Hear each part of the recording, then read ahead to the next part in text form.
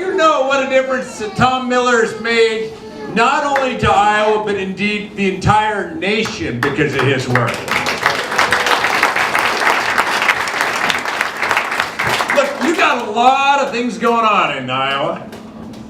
There's a Friday night, and I think we all gather for a unifying reason.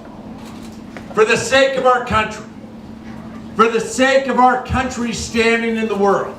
And for the sake of the America that we're going to pass on to the next generation, our unifying purpose is to make sure that Donald Trump is not re-elected come next November 2020.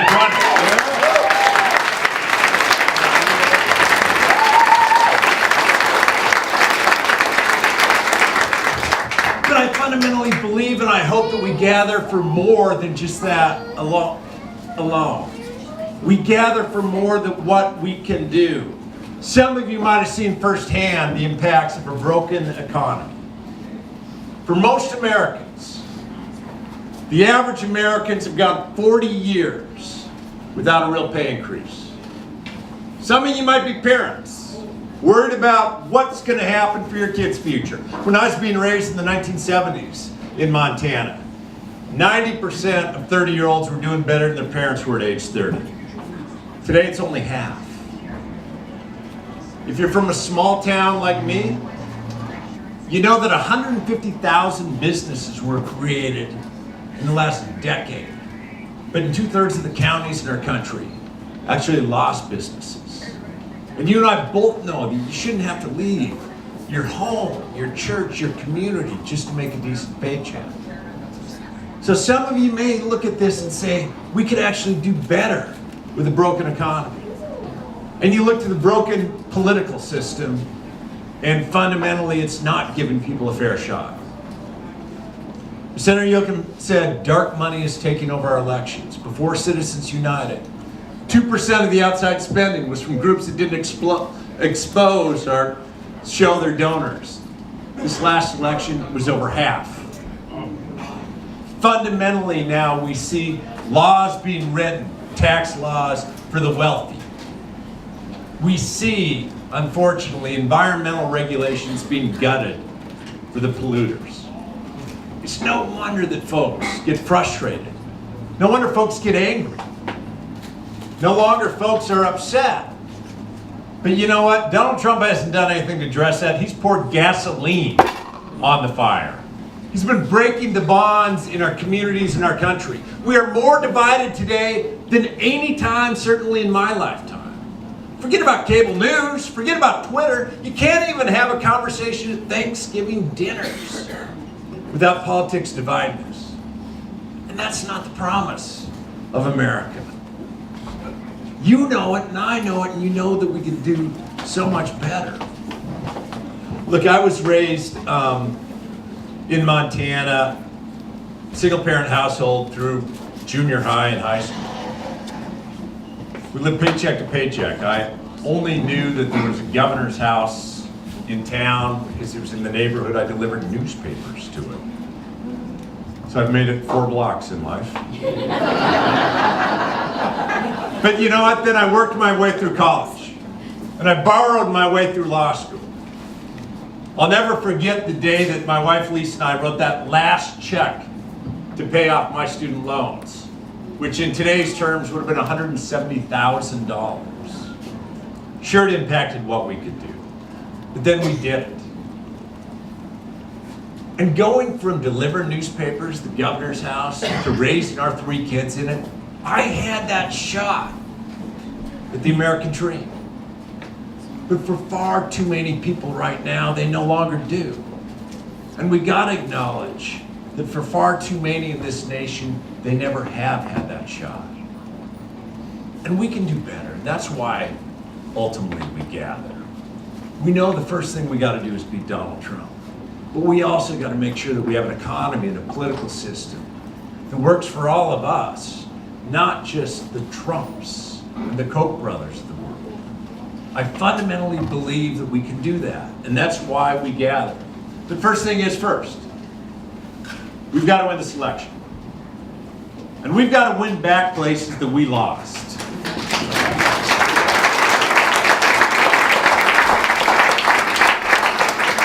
There is no reason we are in a county that haven't voted Republican since Eisenhower, and we lost. And we got to be honest with ourselves. If we don't change our strategy, if we don't win back some of those places that we lost, if we don't give people a reason to vote for us and not just against him, Donald Trump could win again. He sure could if we don't change what we do. As Senator Yoka mentioned, I believe we can because I've seen it. 2016, I was the only Democrat in the country to get reelected, a statewide reelect where Donald Trump won. He took Montana by 20 points. I won by 4. 25 to 30% of my voters voted for Donald Trump. And there's a lesson there. If we only go to the places that we've won in the past, if we think we can win just by going to patches of blue, we're going to lose again. We have to be able to reach out. We have to be able to give people a reason to be with us. Again, I'm the 37th candidate to join this race. As we're walking in and somebody said, well, what took you so long? Sorry, I had a job to do. I was governing. On Saturday, or on Monday of this week, I signed the last bills for my legislative session. On Tuesday, I announced, and by Thursday, I was in Iowa.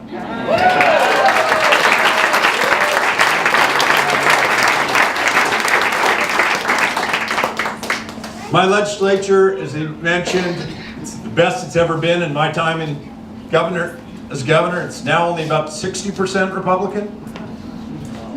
A little tougher than the numbers that you all have to deal with in Iowa. It's a little bit tougher even than Washington, D.C.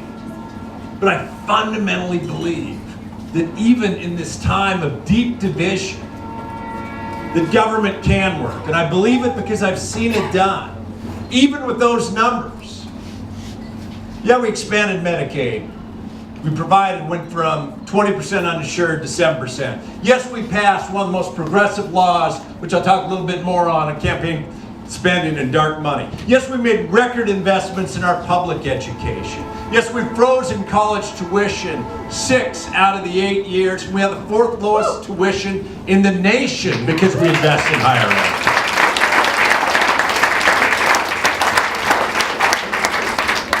And yes, we focus on different ways to give people a better opportunity to climb the economic ladder. Not everybody's going to go to college.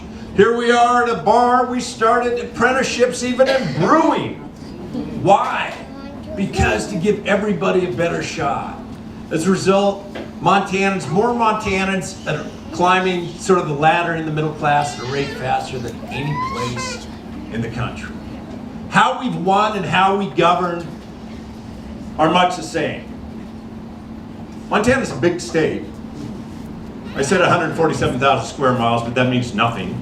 Like the 4th largest in the nation. How I win and how I govern are the same. I don't just work in the state capital. Tom didn't mention that county commissioner was actually from a town called Bynum. That's a suburb of Shodo. It's only population 50. But I've been able to do those things by looking for common values and what we share, but that doesn't mean compromising the values that we all hold. I also have more vetoes than any governor in the history of our state. I have never once allowed the legislature to interfere with a woman's right to make her own health care decisions.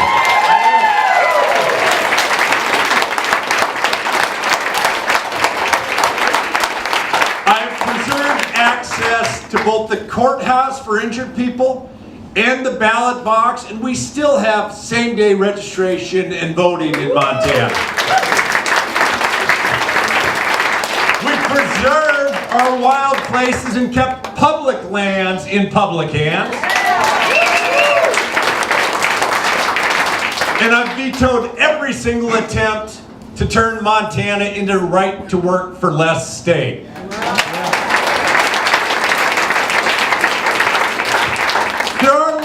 in both running for office and in governing.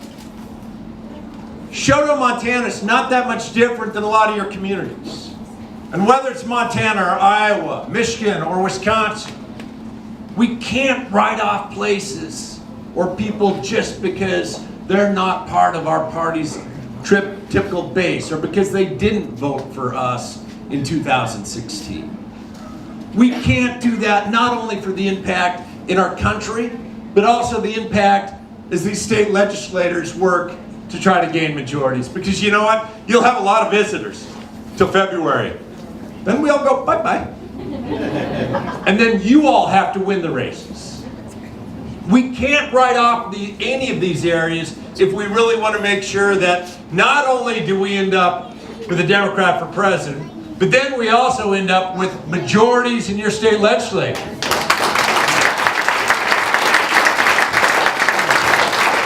I have seen it done. And I think that Montana can learn a heck of a lot from Washington, D.C. I'm not so naive to say that it'll be easy, though. And fundamentally, we have to address the one thing that's been holding us back for so many other things. And that's what Senator Yoakum said. Washington, D.C. is now corrupted by outside spending. When Amazon paid less in taxes, though it had $10 billion of profit than whoever's going to clean this place, when tax bills are written where a senator literally said before the Trump tax cut, we have to do this to make our donors happy. And when 44% of Americans wouldn't have $400 in case of family emergency without taking a loan or borrowing from somebody else, you know that money's corrupted this system. When you turn around and say that pharmaceutical companies are some of the biggest spenders in our elections, we pay more for pharmacy products, drugs, we pay more for health care than any other country. We got nothing to show for it. When corporations have literally replaced a generation of workers with independent contractors, and union membership is half of what it was in 1980. It shows that that's what money has done to our system. When big oil is making huge profits, and you can't even talk about the climate crisis in Washington, D.C., it is frozen. D.C. is frozen because the outside influences dollars. I think we can change it. I think we can do things. I'm optimistic because I've seen it done before. I was Attorney General when Citizens United came up. Any of you that don't know the case, U.S. Supreme Court said corporations are people and money is speech. Every other state after that Citizens United decision came down that had corporate spending ban said game over. Nothing more we can do. Remember, at the time, we controlled both houses of Congress and the presidency. People talked about it as a problem. They gave speeches. They raised money off of it, but they didn't do anything. In Montana, around the turn of the century, there were these mining barons called the Copper Kings. They had bought literally every single seat. Local, your county supervisors. Those elections were bought by Copper Kings. The judges were bought by Copper Kings. A U.S. Senate race was bought by Copper Kings. Mark Twain commented on Montana. He said, by these Copper Kings' action, even corruption smells sweet in Montana. Regular Montanans said we could do better. 1912, they came together, they passed the Corrupt Practices Act. And it said corporations can't spend or give in our elections. Our elections have always been about people talking to people, not the amount of outside dollars. So when Citizens United came down, every other state said game over. I knew that I owed it to that past 100 years and the 100 years that would come into the future to say we could do better. So I actually built a case. I got testimony from Republicans even talking about what just the threat of all this money could do to our system. First case up after Citizens United. Incredible excitement about it. 5-4 decision, the U.S. Supreme Court throughout 100 years of Montana history and sided with the corporations. Now, don't ever think one vote on the U.S. Supreme Court isn't important.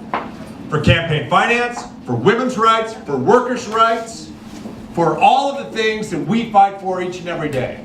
Again, I could have said that I'd give up. I doubled down.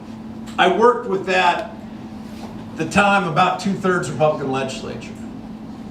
We passed a law that said, if you're going to spend in our elections, I don't care if you're a 501c4, I don't care if you call yourself Americans for America, I don't care if you live in a post office box, whatever amount you spend, you're going to have to disclose it in the last 90 days of the election. I will never forget, I'm running for re-election in 2016. 91 days out. Americans for Prosperity, the Koch brothers are stuffing mailboxes with mailers that would make my kids not even like me. Day 90, it stopped. We don't have to wait for a constitutional amendment or a new Supreme Court, though we need one. If we could kick the Koch brothers out of Montana, we could kick them out of Iowa and everywhere else in this country. This is fundamentally the most important election of my lifetime. And I imagine it is for so many of you as well. What are we going to do to beat this guy? But also, what are we going to do to protect this grand experiment of 243 years and preserve it called representative democracy? What are we going to do to make sure that whatever we have here, we give better to that next generation? I do believe that we can win. That's why I got into it as the 37th candidate after my legislative session. We have to not only beat him, but we have to actually bridge some of the divides. We have to win back the places that we had lost. We have to give people a reason to believe and vote for and with us. And we can do that. I'm an optimist. I have 3 young kids. You have to be optimistic. But as an American, that's who we are. We know that we're better when we find common values, not when we divide into warring camps. We're better when everybody has a fair shot, not just those with money. When we can allow everybody's voice to be heard, as opposed to no one's. We know that that's what we're doing, and we have done before this to really form that more perfect union. I do believe that we can do that. I've recognized when I come to these places, you will see 37 candidates. I should say I just hope to be somewhere on that list. But I would ask you, there's still a long way between now and the election. Go to stevebullock.com, check it out. I'd love to have your support. If your heart is with somewhere else, I hope maybe I'd have your second level or third. You play such a critical role in this election and representative democracy. And it is such an important role. It's a gift for me to get to be part of this discussion with you. Thank you so much, and I would answer almost any question.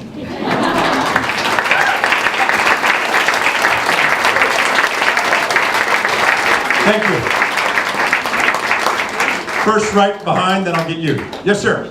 First, 10 seconds of introduction. I'm a Republican. I'm a lifelong Republican. I'm a proud, pro-gun, pro-choice, Reagan Republican. Politically, I am most like Colin Powell and Anna Navarro, and I am a never Trumper. All right. I'm sorry, I also have to say my family's filled with veterans. Me, my father, both my brothers, uncles, her dad, our son. Thank you. What are you going to do to stop Fox News? You think I'm kidding? I'm not kidding. That's a real question. Because if you don't stop Fox, after 40 years of ignoring them, 4 decades of ignoring Fox News and letting them run wild. No, and I fundamentally think that, you know, and I'll try to answer that. I know how to answer it. Okay. And the Democrats won't listen to me. All right, I'm ready. The Feed DNC me. has completely ignored me. How do you stop Fox News? First, go to everyone. You need to hire everyone who's left late night TV. All the writers, all those computer geeks, all the 20-somethings that know all the crazy internet junk. You got to hire all of them. They all work in one room. You have to put money into commercials 1 minute long every day on Fox News in every segment hosted by any host. In a Sean Hannity show today, you must have on why he's such an idiot and prove what he did with what he did yesterday. Every day. You have to provoke Fox News into suing you so you can get to their emails in their discovery process and your lawsuits. Start hurting their advertisers and shut them down for fraud. It's not about free speech, it's about fraud. And if you don't do that, you leave 40% of Americans not having any idea what's real. And half of them are my family. Or my friends. Thank you. Yeah,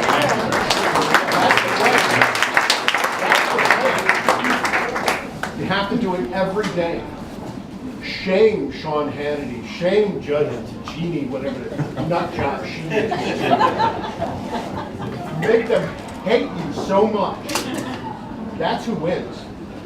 Anyone who has the balls to take on Fox News, by paying money to Fox News, to hurt them in court. Because as a candidate, or as a party, you have a right to be on Fox News. They cannot stop you. I can't do it. I'm not a candidate and I'm not a party. Yeah. I ran for office once. Yeah. I know the Thank rules you. are different Yeah. and the rates are lower. So Fox gets less money. So all I gotta do is That's raise the all that money, and then I'll be there. Thank you. Get someone Thank at the DNC to listen to me. Just answer my emails. Hire me. I'll do it. Thank you. Yeah. Yes, ma'am. There's a lot of really large minds and great women running for your official seat. Could you consider meeting here tonight to selecting one of them great minds? There's just a massive amount of information they can help you No. with and how. Yeah, thank you. And there are incredible minds, incredible energy in this party. And what I'll look for, it's a little presumptuous on day 2 to say, well, here's my short list. But I know. But let me tell you what. I'll tell you what I'll be looking for. I will tell you what I'll be looking for. I will be looking for somebody that can complement me in service. Could complement me in service. Could step in if something happened to me. And we are fortunate because we have so many capable women running, and some capable men, or at least I'd like to think a couple. And I'd look for somebody that brought unique experiences to my life's experience. And I'm excited about when I can get to that point of the discussion. But I think I have a little bit of ways to go before that, for sure. But thank you. Yes, sir. Governor, the economy in Montana is very similar to the economy in Iowa. It's agriculturally based. We've seen the president taking on China in what I believe is a disastrous move. Yep. China, we have a huge difference in exchange with China. Give me a little idea of what what you're thinking. Sure, absolutely. And you know, it's interesting because I was talking to one of our producers in Montana, and this isn't just China, but he's a wheat farmer, and he goes, yeah, Governor, if we had to eat all the wheat that we produce, every Montanan would have to eat 400 loaves of bread a day. Right? We, like you, we rely on export markets. And China, for decades, since they became since we gave most favored nation status, like they haven't been good friends in some respects. Meaning that they bought our products, but they haven't actually made it about fair trade, and they haven't opened up their markets in all the ways that we should.